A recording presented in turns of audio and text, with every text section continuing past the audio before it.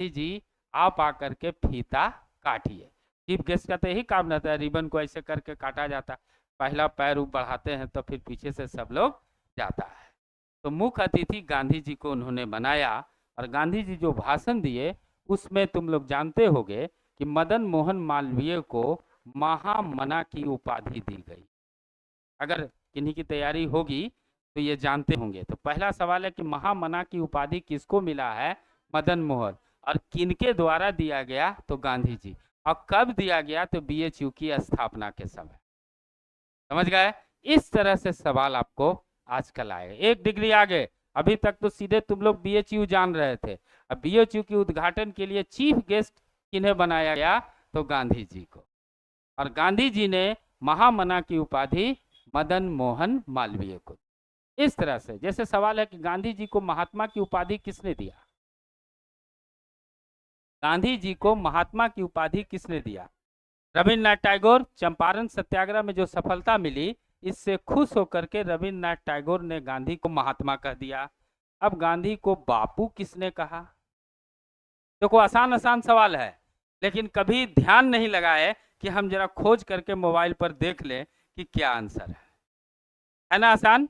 महात्मा की उपाधि किसने दिया? रविन्द्रनाथ टैगोर। बापू की उपाधि किसने दिया? तो जवाहरलाल नेहरू। राष्ट्रपिता की उपाधि किसने दिया? सुभाष चंद्र बोस। गांधी जी किसी का एहसान नहीं लेते थे। जैसे ही राष्ट्रपिता कहे, गांधी जी ने सुभाष चंद्र बोस को नेता की उपाधि दे दिया।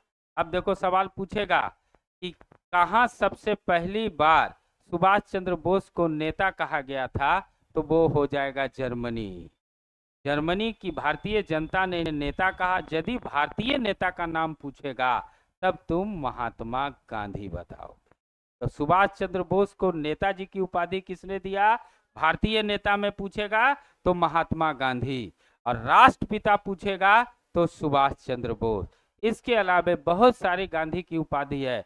जैसे मलंग बाबा किसको कहते हैं? ये सब नया नया क्वेश्चन सब है। लेटेस्ट इतिहास में रिसर्च होते रहता है। अगर नहीं आप अप टू डेट रहिएगा तो बहुत दिक्कत है, क्वेश्चन नहीं बनेगा। तुम लोग सीमांत गांधी का नाम सुने होंगे, किसको कहा जाता है? एकदम सीधा सीधी रट लिए, खान अब्दुल गफार। अगर इसी से क्वेश्चन पूछेगा कि सीमांत गांधी उनको क्यों कहा गया, तब तुम क्या बताओगे? आसान सवाल है। जैसे ही हम बताएंगे तुम लोग कहो कि हाँ ये वाला तो हो सकता था सर, हम तो ऑप्शन देखते तो शायद मार लेते। देखो भारत के सीमा प्रांतों में, भारत के सटे हुए सीमा, उस समय पाकिस्तान नहीं था, तो भारत के सीमांत क्षेत्रों में गांधीवादी विचारधारा को फैलाने का काम खान अब्दुल गफार खान ने किया, इसलिए उन्हें सीमांत गांधी कहा गया। तो गांधी जी का सिद्धांत क्या था? सत्य, अहिंसा और रामराज। तो भारत के सटे हुए सीमाओं में गांधी जी के सिद्धांतों को फैलाने का काम किसने किया? तो खान अब्दुल गफार खान। इसलिए उन्हें सीमांत गांधी, अंग्रेजी में फ्रंटियर गांधी, हिंदी में उर्दू में सरहद गांधी भी कहते हैं। अब अगर सवाल पूछेगा कि सरहद, सरहद मतलब सीमा होता ना है, तो सरहद गांधी किसको कहते हैं? खान अब्दुल गफार खान। सीमांत गांधी किसको कहते हैं? खान अब्दुल गफार खान। अंग्रेजी में फ्रंटियर गांधी किसको कहते हैं? उसका आंसर भी सीमांत खान अब्दुल गफार खान। इसके अलावा एक उपाधि और उनको दी गई है, बादशाह खान। तो देखते देखते कितना उपाधि हो गया खान अब्दुल गफार खान का? 4 हो गया। बादशाह खान किसको कहा जाता है? खान अब्दुल गफार खान। सरहद गांधी किसको कहते हैं? खान अब्दुल गफार खान। फ्रंटियर गांधी किसको कहते हैं? खान अब्दुल गफार खान। सीमांत गांधी किसको कहते हैं? खान अब्दुल गफार खान। समझ गए? तो जब मटेरियल तुम्हारे पास कॉपी में लिखा रहेगा, हम सब लिखा देंगे कि उनका दल था खुदाई खिदमतगार।